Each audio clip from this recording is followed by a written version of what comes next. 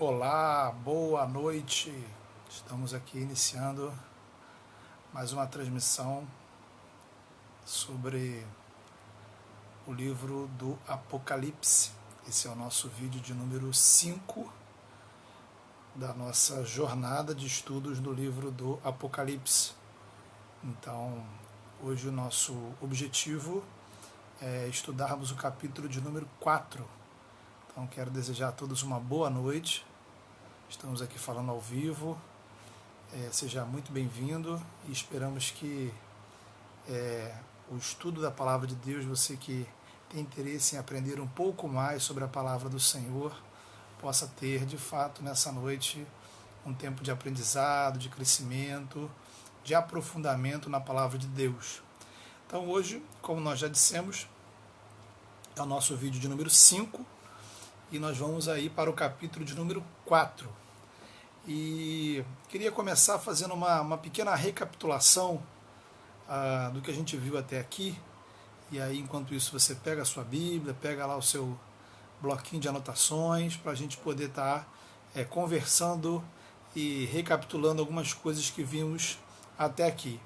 Então, no capítulo 1 do livro de Apocalipse, a primeira parte, versículos de 1 a 3, nós temos a introdução ao livro como um todo, ou seja, a introdução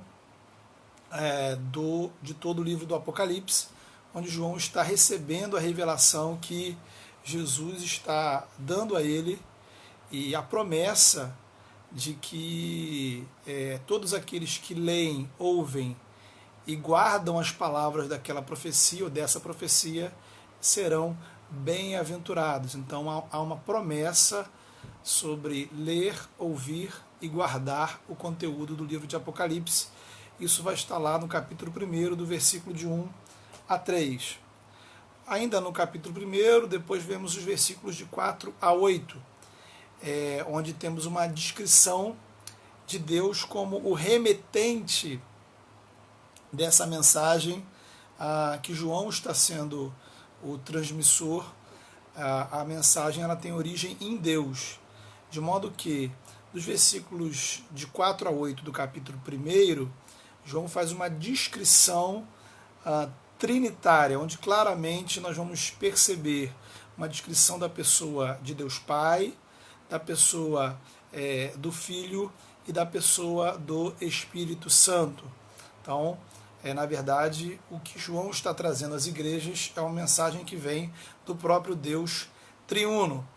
No capítulo 1, dos versículos 9 a 20, nós temos aí o prefácio à seção das 7 cartas.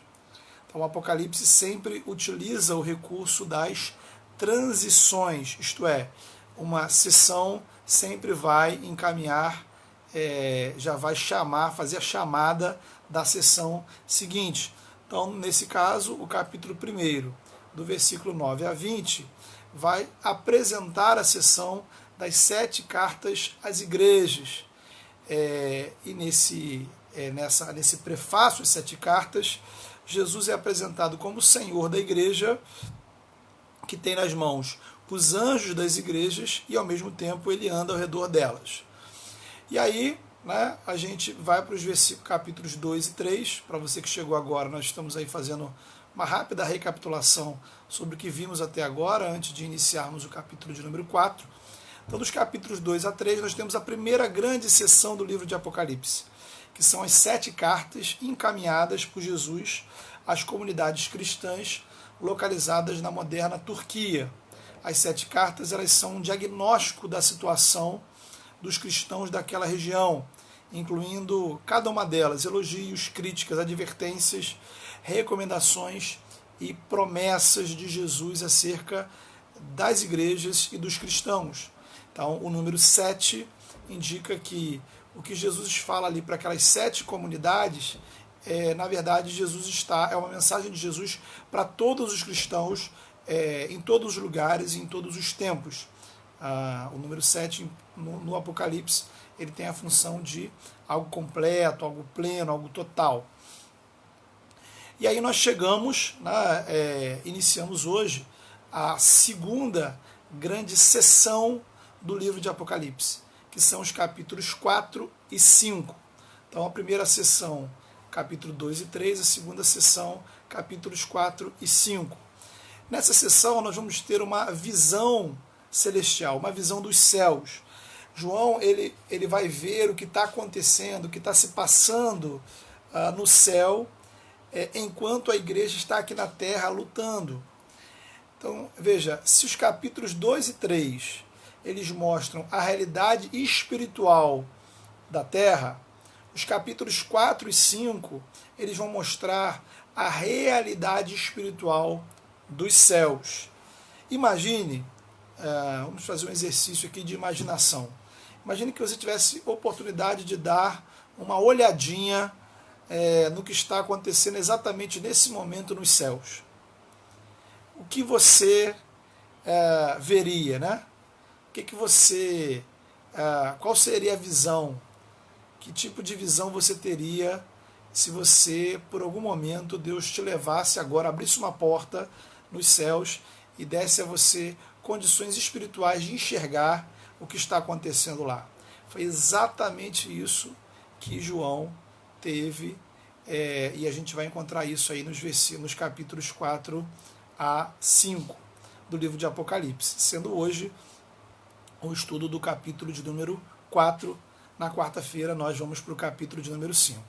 Então, mais uma vez registro aí as boas-vindas a todos que estão nos assistindo, nos acompanhando ao vivo, e a gente lembra que se você tem alguma pergunta, se alguma coisa não ficou clara ao longo da explicação, você pode escrever a sua pergunta aí na live. Se houver tempo no final, a gente tenta responder ainda ao vivo, ou senão eu logo após me comprometo a deixar a resposta na timeline do próprio vídeo. O vídeo fica guardado, salvo, tanto na página do Facebook da igreja, quanto lá no canal da igreja no YouTube. Se você inclusive perdeu alguns dos vídeos anteriores, você pode conferir os vídeos lá, pode compartilhar com amigos, enfim, conhecidos, o material que está lá no canal da igreja no YouTube e também aqui na página do Facebook. Então, Bíblia aberta, o versículo 1 do capítulo 4. Então, justamente, o que a gente vai ter? João vai dizer que ele, de repente, tem a visão de uma porta aberta no céu. Ele recebe um convite. Sobe para aqui. Então, João é convidado a experimentar, a ter uma experiência de uma visão celestial. Então, nesse sentido, em termos de visão celestial, os capítulos 4 e 5 do Apocalipse, eles são bastante influenciados pelos textos do Antigo Testamento que também descrevem visões celestiais. É o caso especialmente do livro de Daniel, capítulo 7, onde Daniel recebe em sonhos visões de Deus, e também de Ezequiel, capítulo 1, onde lá no início do capítulo 1, o texto vai dizer exatamente assim: abriram-se os céus e eu tive visões de Deus. Então, a experiência de Deus dar ao mensageiro uma visão celestial é uma experiência que aconteceu entre os profetas, e João, aqui no Apocalipse, está tendo uma experiência assim, semelhante ao que aconteceu com Daniel, ao que aconteceu com Ezequiel e com outros profetas do Antigo Testamento.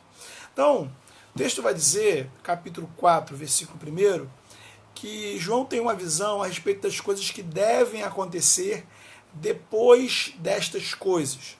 Então, essa expressão, depois destas coisas, a gente não deve interpretá-la aplicando-a a um futuro distante, como se fossem as últimas coisas que vão acontecer daqui a milênios. Mas João quer descrever os desdobramentos espirituais, históricos, daquilo que ele considera as primeiras coisas, ou os eventos fundamentais. E que coisas são essas? Que coisas fundamentais? Que coisas primeiras seriam essas? É exatamente a ressurreição de Jesus Cristo e a sua exaltação. Estamos aí na esteira das comemorações da Páscoa. E biblicamente, a Páscoa, a ressurreição de Jesus, ela significa o início de uma nova fase na história da salvação, que é a fase da exaltação. Cristo está exaltado, de modo que tudo que vem a partir da ressurreição de Jesus é um desdobramento desse acontecimento fundamental. De fato, o livro de Apocalipse é talvez o livro do Novo Testamento que mais vai dar atenção à exaltação de Cristo, isto é, onde é que Cristo está agora? O que é que Cristo está fazendo? Cristo está exaltado e ele tem uma missão. A missão de Cristo exaltado está muito claro lá no capítulo 15 do primeiro livro, da primeira carta de Paulo aos Coríntios, né? Então depois você dá uma olhadinha lá. De modo que o que virá depois dessas coisas são os desdobramentos espirituais históricos da exaltação de Cristo. E aí os capítulos 4 e 5 do Apocalipse vão funcionar como uma abertura de tudo que virá nos capítulos de 6 a 22. Então lembra que eu falei que o Apocalipse sempre usa esse recurso de transição. Então, a última parte do capítulo 1 abre os capítulos 2 e 3.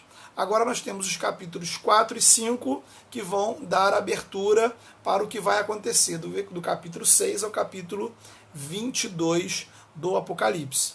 Todo o conteúdo a partir do 6 será determinado por essa visão celestial que ele está tendo aí no capítulo de número 4. Ok? Então é um capítulo de fato muito importante para a compreensão do livro. Versículo 2 do capítulo 4, João terá uma visão dessa porta aberta no céu. Ele ouve uma voz que o convida para lá, ele entra e agora ele se acha em espírito nos céus. Essa expressão em espírito, ela pode significar duas coisas. Ela pode significar o estado espiritual no qual João está tendo estas visões, ou seja, ele está espiritualmente vendo essas coisas. Não é uma visão, para fazer uma diferença entre uma visão, digamos, um fenômeno físico, não é uma visão que ele tem simplesmente com os seus olhos, mas é uma visão espiritual.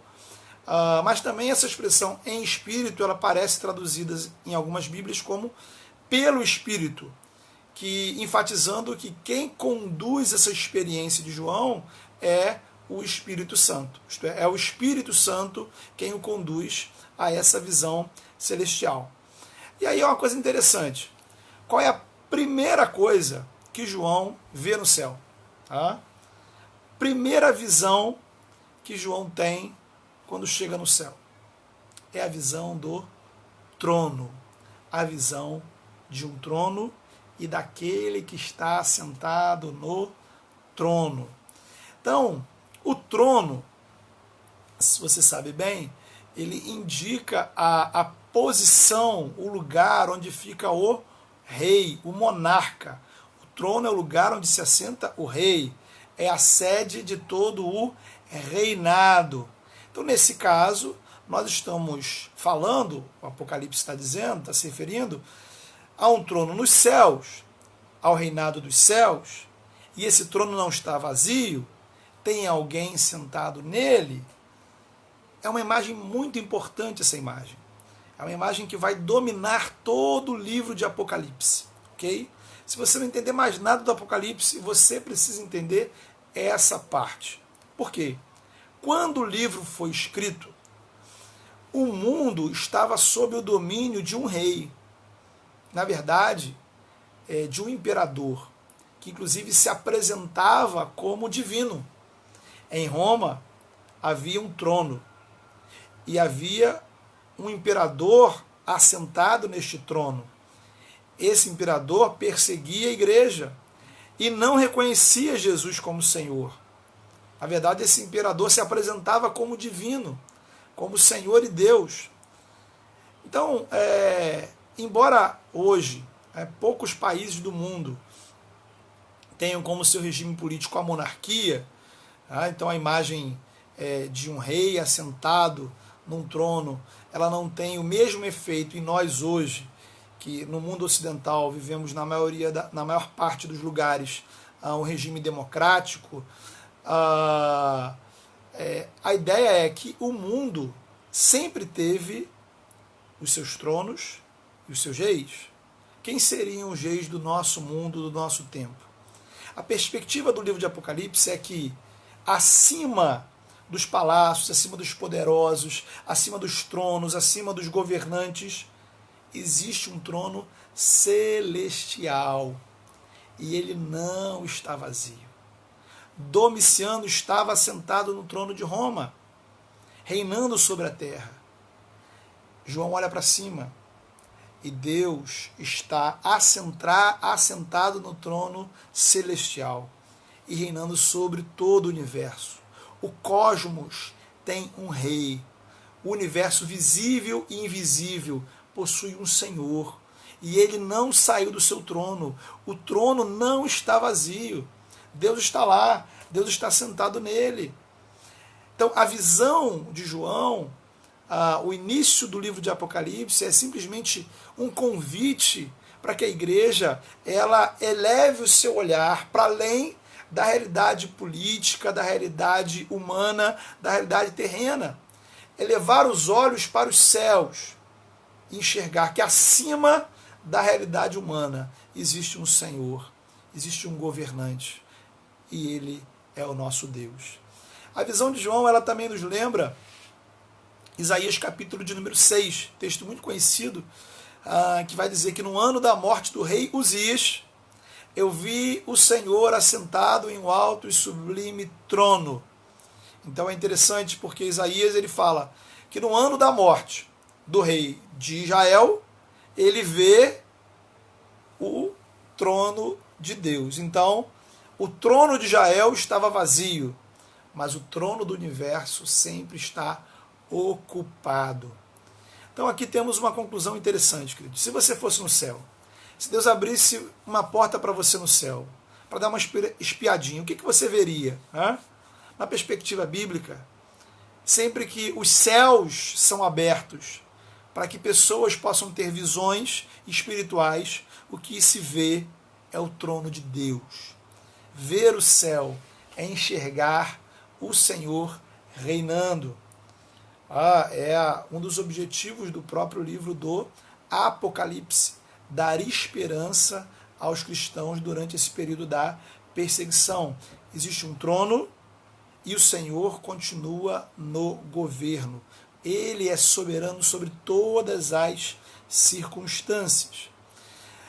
Outra expressão interessante nesse ponto é a expressão aquele que está assentado. Veja você que o Apocalipse, quando ele quer descrever a pessoa de Deus, ele segue uma influência judaica, um padrão judaica, de evitar usar o substantivo grego theos, que significa Deus. Então, os judeus eles já tinham uma grande tradição de evitar, por exemplo, o nome de Deus. De modo que João utiliza a expressão aquele que está assentado. Ele poderia falar simplesmente Deus, mas ele fala no sentido de que aquele que está sentado no trono, uma fórmula para descrever a pessoa de Deus. O nosso irmão Sebastião Carlos aí está perguntando, céus estão no plural, de qual céu João está falando? Bem, Carlos, na verdade, a expressão céus no plural é um uso recorrente na Bíblia, mas na verdade, teologicamente, só existe um céu. Então, embora você possa descrever os céus, a gente fala de novos céus e nova terra, como vários céus, mas, objetivamente falando, a gente sabe que só existe um céu, no sentido de uma realidade espiritual, uma dimensão espiritual diferente da dimensão física. Então nós temos aí duas realidades, as realidades visíveis e as invisíveis, as espirituais e as terrenas, digamos assim. Ok? Versículo 3. Então, mais uma vez, boa noite, bem-vindo aí a todos que foram chegando ao longo da transmissão. Esse é o nosso vídeo 5. Estamos estudando o capítulo 4 do livro de Apocalipse. Vamos agora para o versículo 3. Se você tiver alguma outra dúvida, assim como o Carlos, você pode escrever aí diretamente no nosso vídeo, que se a gente não responder ao vivo, a gente depois deixa a resposta para você, tá bom? E lembrando que os vídeos ficam gravados na nossa página. O versículo 3 vai afirmar que aquele que está assentado no trono, ele é semelhante às pedras do jaspe, do sardônio, e ao redor do trono existe um arco-íris que é semelhante à esmeralda. Bem, o que isso tudo tem em comum, né? Então, o jaspe, o sardônio, assim como a esmeralda, eram minerais preciosos da época. E eles têm em comum exatamente a característica do brilho. Eles são pedras coloridas, que chamam a atenção pela sua coloração, pelo seu brilho. São pedras brilhosas. Da mesma forma que o arco-íris, que é colorido, que se destaca em relação à paisagem.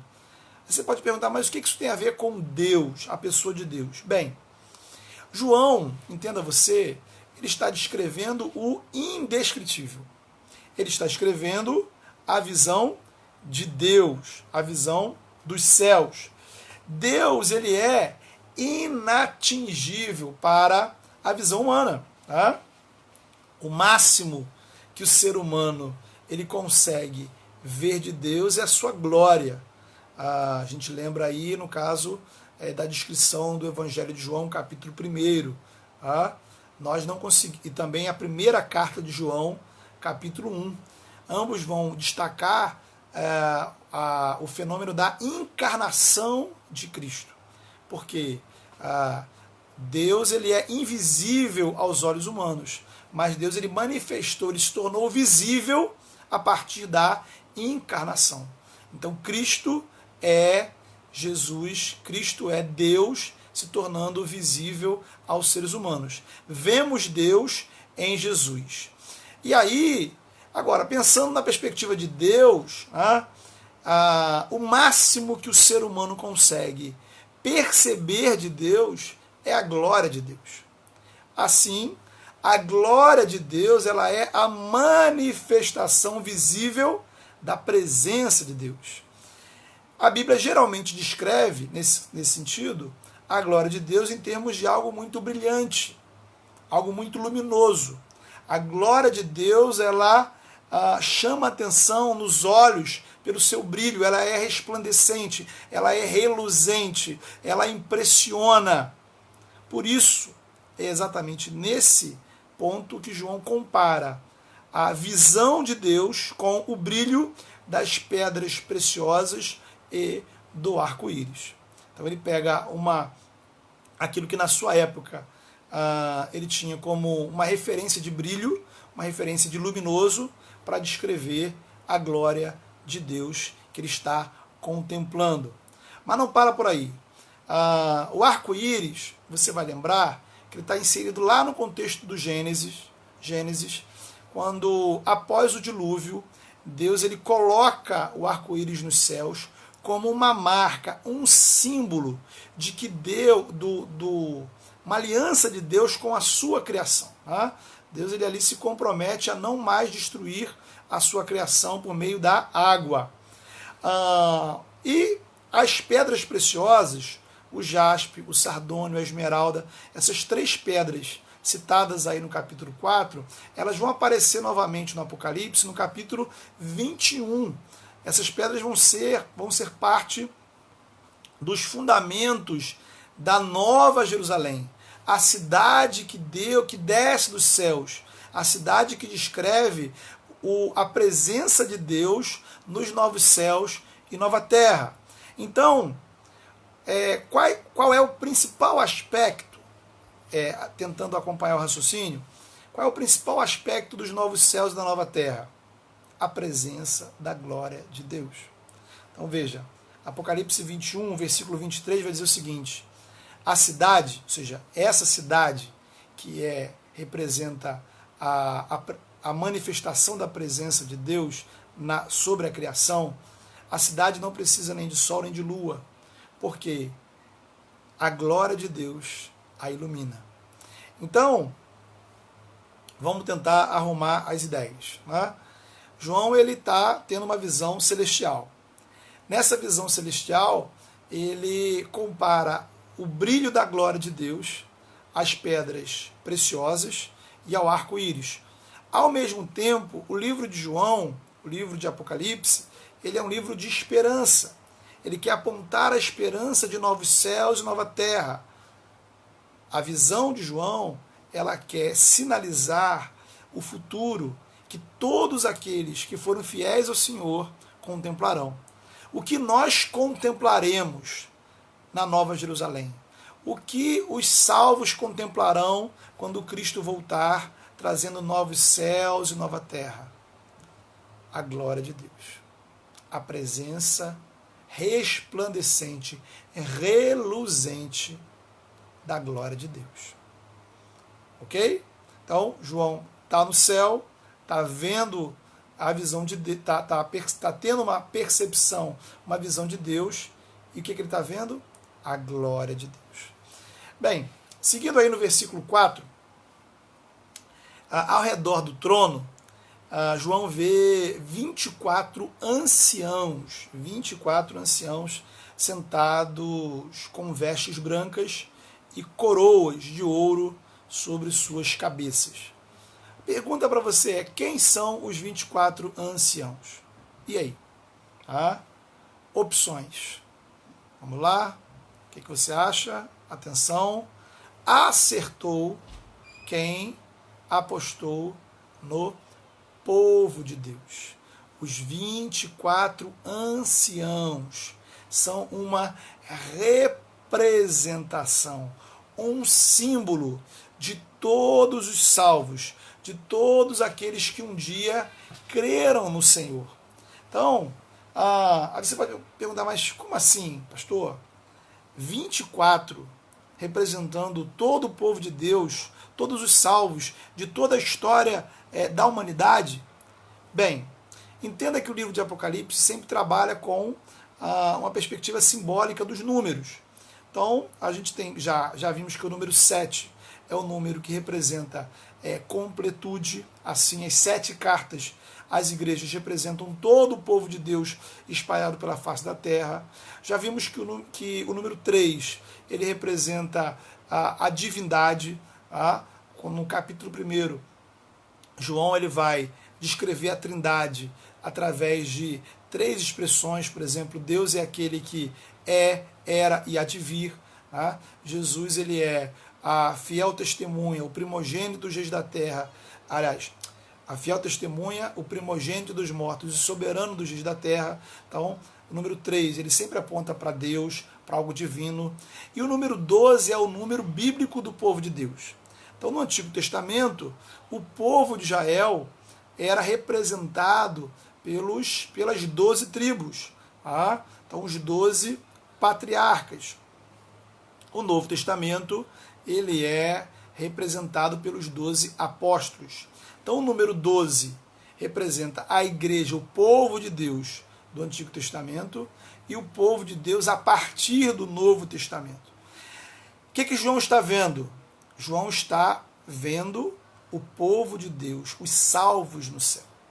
Então, esses 24, eles são o povo de Deus, aqueles que já são salvos, que estão salvos. Então, os 24 anciãos não são 24 velhinhos vestidos de branco.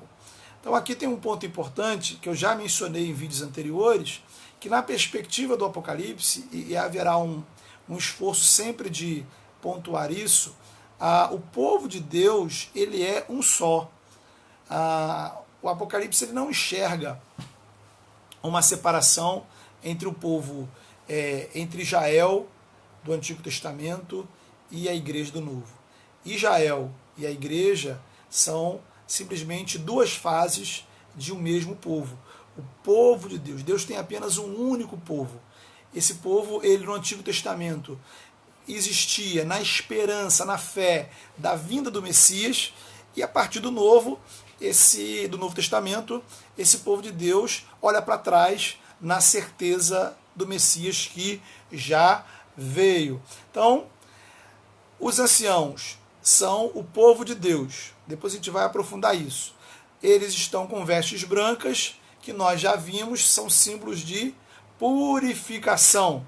Eles são salvos, eles foram purificados, lavados no sangue de Jesus. E eles têm coroas, porque eles são vencedores da grande tribulação, da grande provação que é essa vida. Você vai lembrar que uma das promessas nas cartas às igrejas é que os cristãos que vencerem as perseguições, vencerem as tentações, se manterem puros e fiéis, eles herdarão coroas. Tá? Coroas serão colocadas sobre as suas cabeças. Então, os anciãos estão nos céus com vestes brancas, porque foram lavados, foram salvos, remidos, glorificados, e têm coroas porque são vencedores. Seguindo aí, a gente tem aí o versículo de número 5, onde no trono, né, aparece, né, João ele percebe ao redor do trono trovões, relâmpagos, né, um som assim ensurdecedor, como de uma grande tempestade. Isso lembra a gente de uma outra manifestação da presença gloriosa de Deus. Sabe onde? Sabe quando? Lá em Êxodo, no Monte Sinai, quando Deus ele manifestou a presença dele no Monte Sinai. Então, João ele também faz eco a essa experiência. Também aí no versículo de número, nesse versículo que a gente está lendo, o versículo 5, a gente tem os 7 Espíritos de Deus, que mostram que na presença do trono celestial está o Espírito Santo. A gente já viu porque que o Espírito Santo é representado pelos 7 Espíritos. É uma ideia da plenitude da obra do Espírito Santo. Aí vem o número 7. Aí você pode perguntar assim, bem, tem Deus que está sentado no trono, tem o Espírito Santo, os 7 Espíritos, mas onde está Jesus? É uma boa pergunta, mas fica calmo, porque Jesus vai aparecer no capítulo de número 5, como o Cordeiro. Então é preciso lembrar que, na verdade, os capítulos 4 e 5, eles fazem parte de um conjunto, uma sessão, uma única sessão. E aí, chegamos no versículo de número 6 do capítulo de número 4. Diante do trono há alguma coisa que é descrito como um mar de vidro. Tá? O que significaria esse mar de vidro que está diante do trono? Aí a gente entra numa situação que é difícil precisar a correta interpretação, tá? O que João quer nos mostrar com esse mar de vidro. Então, os estudiosos eles caminham em 2 direções. Então, eu vou apresentar para vocês as 2 possibilidades. Você escolhe aquela que você considera mais plausível, e depois a gente vai ver que elas, na verdade, elas têm um ponto em comum. Então, em primeiro lugar, no livro do Apocalipse, o mar ele funciona como uma representação do mal. Então, é importante que você entenda que lá no mundo antigo, né, na antiguidade, o mar é o lugar do abismo. O mar é de onde vêm os monstros, as feras. Veja que no capítulo 13, a besta que sai, ela vem exatamente do mar. Né?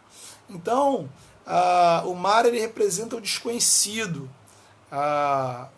numa perspectiva de uma que se tinha da terra naquela época. O mar, ele não se sabia até onde ia o mar, e após o mar o que vinha? Né? Após o mar vinha exatamente o abismo, onde tinham feras, dragões, monstros, enfim, tudo de ruim que se pudesse imaginar. Todo desconhecido habitava exatamente esse abismo após o limite do mar. Então, esse mar de vidro, diante do trono de Deus, ele pode ser uma representação, aí vem a explicação, das forças do mal. Qual é o ponto? O ponto é que Ao contrário do mar de verdade, né, das forças incontroláveis do mar, das ondas que vêm e vão, diante do Senhor, esse mar está como um objeto estático. É um mar de vidro, é um mar que está paralisado. Qual seria o simbolismo? O simbolismo é que as forças do mal diante do Senhor são como algo estático, dominado, elas estão sob o domínio do Todo-Poderoso. Na visão do céu, então, significaria que o controle e a soberania de Deus está sobre todas as forças malignas. Então, o mar de vidro diante do Senhor pode significar o controle do Senhor, a soberania de Deus sobre as forças do mal. Uma outra possibilidade é que esse mar de vidro ele represente as forças da criação, a natureza. Então, a ênfase nesse caso seria a soberania de Deus sobre o universo, sobre a criação, sobre toda a natureza. Vale lembrar, né, a gente não pode esquecer que na cultura grega, na cultura romana, no mundo onde João escreveu o seu livro, as forças da natureza estavam sobre o domínio e controle de diferentes deuses. Então havia o deus do sol, o deus do mar, né, o deus do dia, o deus da noite, as deusas da fertilidade. Então cada parte da natureza, cada parte da criação estava sob o domínio de uma divindade. Então você enfatizar que o mar, como símbolo da criação, está sob o domínio do Senhor, representa algo fundamental em termos de teologia para a época, ok? Então, tem essas duas possibilidades. O que é o mar de vidro? Letra A, ele pode representar as forças do mal que simbolicamente estão sob o domínio do Senhor, ou B, pode representar as forças da natureza, de modo geral, que estão também debaixo da soberania de Deus. O ponto é, seja o que for, forças do mal, forças da natureza, tudo está sob e debaixo do controle daquele que está assentado no trono. Ok? E falando de natureza, nós vamos lidar com uma outra questão também muito interessante. No versículo 6, temos aí a apresentação dos 4 seres viventes. Então, João está lá no céu, ele está vendo, ele vê o trono, aquele que está sentado no trono, ao redor do trono há 24 anciãos, ou seja, o povo de Deus ao redor, né, os salvos ao redor do Senhor, e também tem 4 seres viventes. E aí a gente vai lidar agora com o significado, o simbolismo do número 4. Né? A gente já viu aí o número 7, número 3, número 12, e aí vem agora o número 4. O número 4 é o número das coisas da terra. Tá? A gente tem aí 4 estações, 4 pontos cardeais. Então, esses 4 seres viventes, eles podem também representar 2 possibilidades. Tá? Então você vai vendo que existem pequenos detalhes no livro de Apocalipse que a gente não consegue definir uma interpretação exata, tá? E a gente deve fugir disso. A gente tem que aprender que, em termos bíblicos, você vai ter alguns detalhes que oferecem para a gente 1, 2, às vezes 3 possibilidades de interpretação. Então, o que significa isso? Significa que a ênfase não está nos detalhes, mas está nos grandes ensinamentos. Ok? Mas então, voltando para os 4 seres viventes, o que seriam eles? Bem, sendo uma representação da criação, nós temos aí, por um lado, eles podem representar toda a criação de Deus, toda a natureza inanimada, né, diferente do ser humano, ou seja, todo o restante da criação separada do ser humano, ou podem representar os seres espirituais, anjos, querubins, serafins, também criados por Deus. Pessoalmente, nesse caso, eu tenho uma preferência pela segunda interpretação. A meu ver, os 4 seres viventes representam os seres celestiais que estão na presença de Deus e a serviço do Senhor. Tá? Isso ajuda a entender por que eles são descritos como seres que têm olhos por todo o corpo. Tá?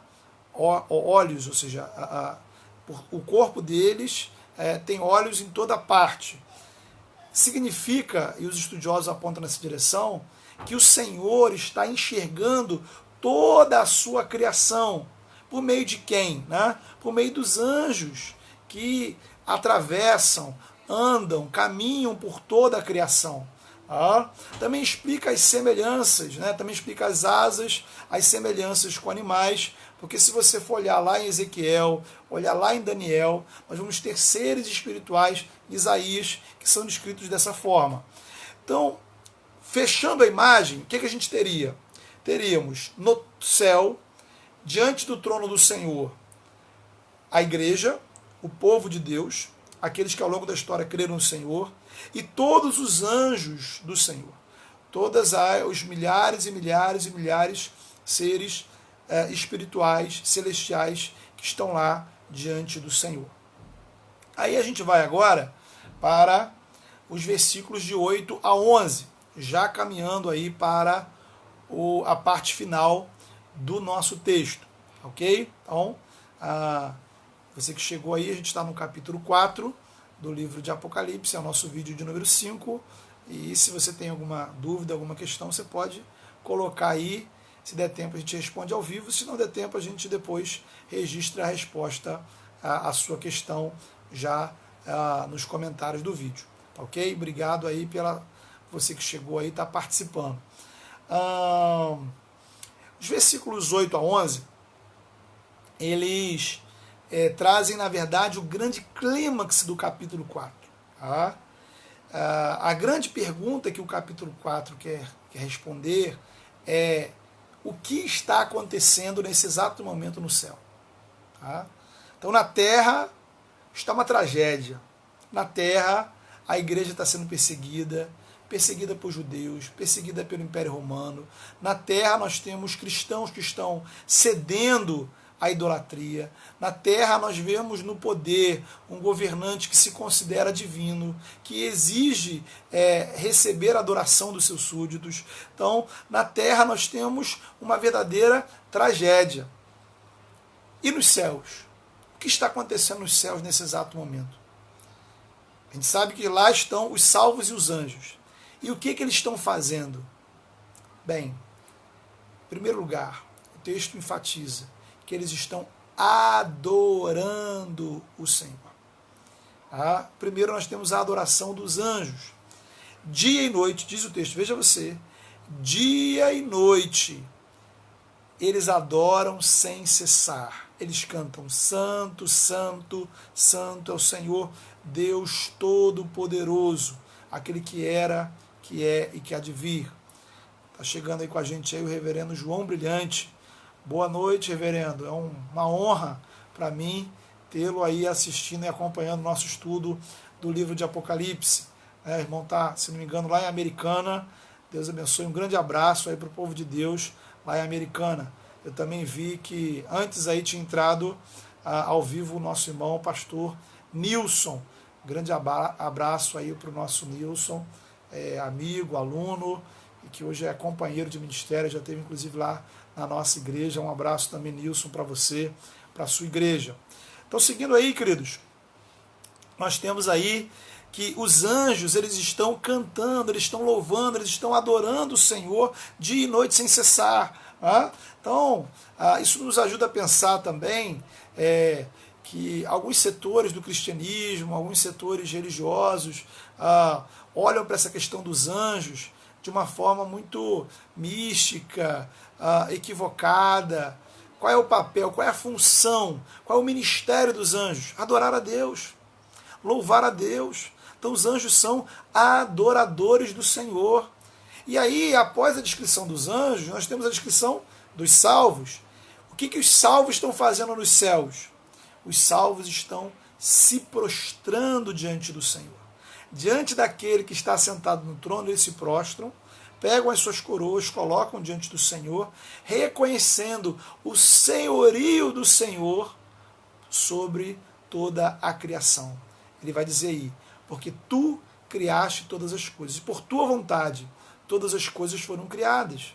Significa que o mundo, do ponto de vista teológico, em relação à mitologia greco-romana, ao mundo da época, o que João quer dizer com isso? Que o mundo não é um caos, que o mundo não é um conjunto de forças antagônicas, sem controle, sem rumo. O mundo tem um Criador. E esse Criador, ele é o Senhor, porque ele está no trono. Veja como a teologia do Apocalipse vai amarrando essas coisas, né?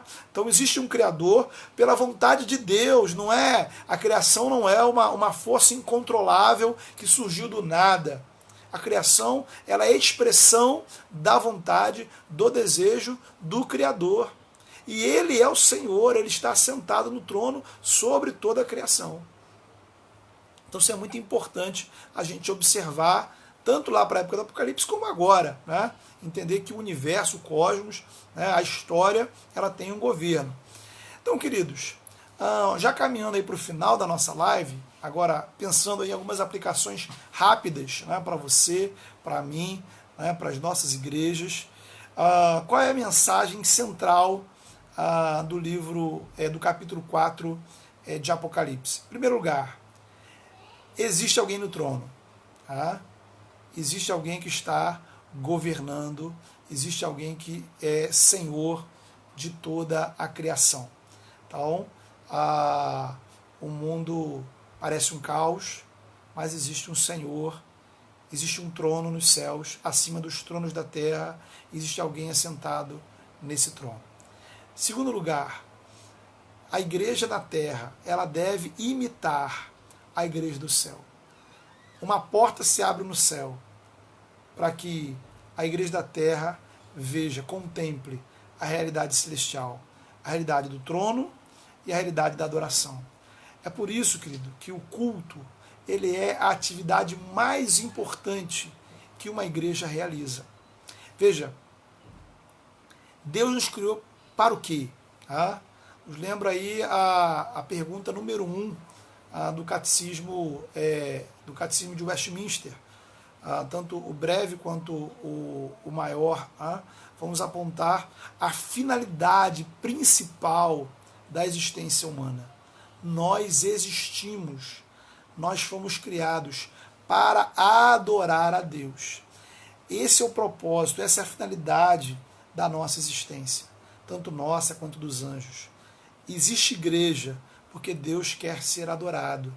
Então, como a igreja se reúne para adorar ao Senhor, ela está cumprindo o seu chamado. Existe salvação porque não existe adoração. Deus nos alcança com graça para vivermos em relacionamento com Ele e adorá-lo. Existe missão porque não existe adoração. Levamos o Evangelho para que outras pessoas, alcançadas pela graça, possam se unir ao povo de Deus em adoração. Então, Apocalipse 4 nos faz contemplar o culto dos céus, para que a igreja, a despeito da realidade tão difícil na terra, ela não deixe de cultuar, não deixe de adorar. Valorize o tempo de cultuar como igreja. E observando, não é um culto individual, não era pessoas individualmente. João tem uma visão da coletividade. É o povo de Deus que está nos céus adorando o Senhor. Os 24 anciãos, o povo de Deus do Antigo, o povo de Deus do Novo Testamento, todos estão ali reunidos, adorando o Senhor. Deus deseja que o seu povo o adore. E esse é o desafio para nós nesse tempo. Bem, eu creio que é isso. Acho que caminhamos bem aí no capítulo de número 4.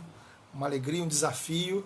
Um capítulo muito importante aí no livro de Apocalipse, mas um capítulo também emocionante, né? A gente ter essa visão do céu, do trono celestial, da adoração, é algo que realmente me inspira a cultuar o Senhor, e toda vez que eu lido com esse tema, meu coração ele fica empolgado de poder cultuar, de poder adorar, de poder louvar, de poder participar com o povo de Deus. Hoje a gente vive um tempo tão difícil de distanciamento social, mas a igreja ela se une à distância, online, transmissões e tudo mais, para que a gente possa adorar, porque no trono dos céus, existe alguém que está assentado.